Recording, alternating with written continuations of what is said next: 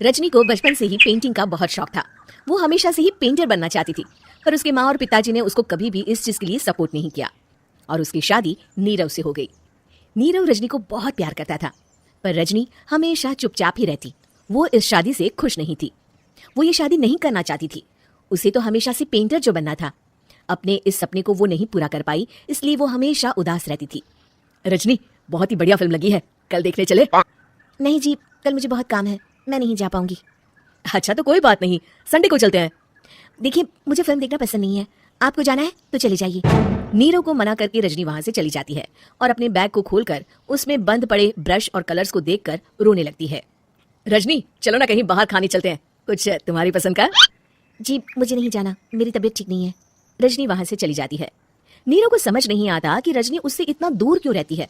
वो जब भी उसके साथ वक्त बिताना चाहता है, रजनी कोई ना कोई बहाना बना देती है। एक दिन घर पर कोई नहीं था। रजनी घर का सारा काम जल्दी से खत्म कर लेती है।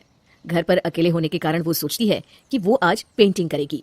वो अपने कमरे में जाकर पेंट ब्रशेस और कलर्स निकालकर जैसे ही कलर मिक्स कर रही होती है कि दरवाजे पर बेल बज जाती है। अब कौन आ गया इस वक्त? इतनी मुश्किल से तो मुझे पेंट करने का मौका मिला है।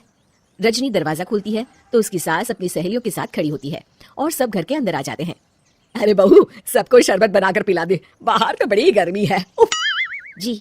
रजनी पेंट ना कर पाने से उदास हो जाती है। उसे गुस्सा भी आ रहा होता है कि उसने इस शादी के लिए हाँ क्यों कह दी। वो रसोई में जा रही होती है कि उसकी सास उसे रोकती है। बहू, सबके खाने का भी इंतजाम कर लेना, आज का लंच तो ये सब यहीं करेगी। हाँ। रजनी बिना कुछ कहे रसोई में चली जाती है। सबके लिए खाना बनाती है। सब खाना खाते हैं और रजनी घड़ी देखती है कि ये सब कब जाएंगे ताकि वो अपनी पेंटिंग कर सके। जब शाम होती है तब सब चले जाते हैं अपने घर। अरे बहू, सब तेरे खाने की तो बहुत तारीफ कर रहे थे, सबको बहुत अच्छा लगा खाना। आपको मुझे सुबह बताना चाहिए था ना कि आपकी सहेलियां आ रही हैं। पता भी है कितना वक्त लगा सारा खाना बनाने में। अरे बहू, तू ऐसे कैसे बात कर रही है मुझसे? तो और कैसे बात करूं? मैं इस घर की कोई नौकरानी नहीं हूं कि इतना काम करूंगी। रजनी अपने कमरे में जाकर दरवाजा बंद कर लेती है। शाम को जब नीरव आता है तो उसकी माँ उसे पूरी घटना के बारे में बताती है। क्या रजनी ने आपसे इस तरह बात की माँ?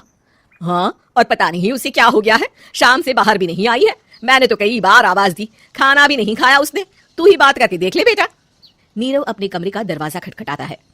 रजनी, दरवाजा खोलो, मैं हूँ। रजनी दरवाजा खोलती है और फिर वापस जाकर अपने बिस्तर पर लेट जाती है। रजनी, माँ से बात करने का ये क्या तरीका है? मैंने कोई गलत बात नहीं की है। अरे तुम क्यों ऐसे बर्ताव कर रही हो सबके साथ? क्या तुम इस शादी से खुश नहीं हो?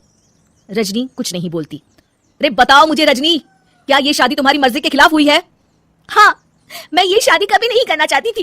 तुमसे क्या, मैं किसी से भी शादी नहीं करना चाहती थी। रजनी रोने लगती है।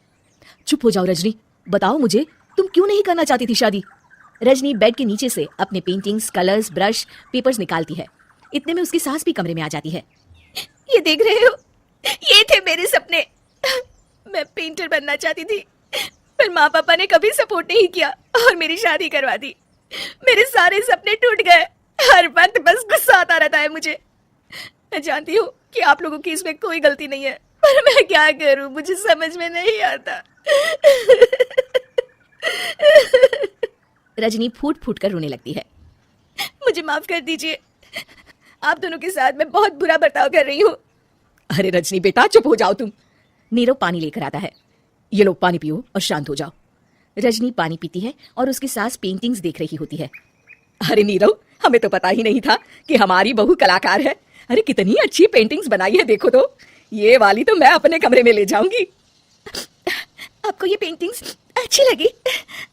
अच्छी नहीं, बहुत अच्छी लगी। और तुमने हमें बताया क्यों नहीं? तुम जब चाहे पेंटिंग कर सकती हो रजनी। हम तुम्हारे सपनों को पूरा करने में तुम्हारा पूरा साथ देंगे। हाँ बेटा, हम कला की कद्र करते हैं। हम कलाकार तो नहीं, पर मुझे गर्व है कि मेरी बहू एक कलाकार है।